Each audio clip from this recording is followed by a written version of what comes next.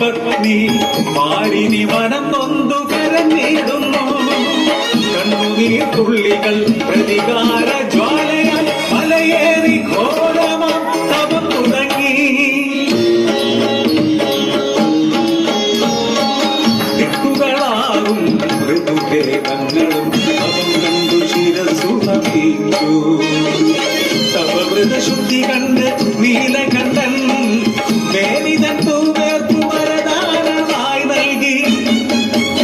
ഇതാർക്കു നേരെ എറിയുന്നുവോ വസൂരി എന്ന മഹാദീനം വരും. അവർ നിന്നെ ദേവതയാക്കും.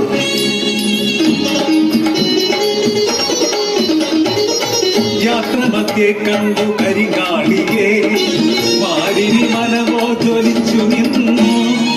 കാലിക്കു നേരെ വിയർപ്പെരിഞ്ഞു. മേനി നിറയെ വസൂരി പൊന്തി. എന്താ കണ്ണനെ സൃഷ്ടിച്ചു നാഥൻ കാളിക്കു വീണം കുറഞ്ഞിടുവാൻ. കഥ ഇതു ഏവരും കേട്ട കാര്യം മാരിനി മറുതയായി മാറിയതല്ലേ.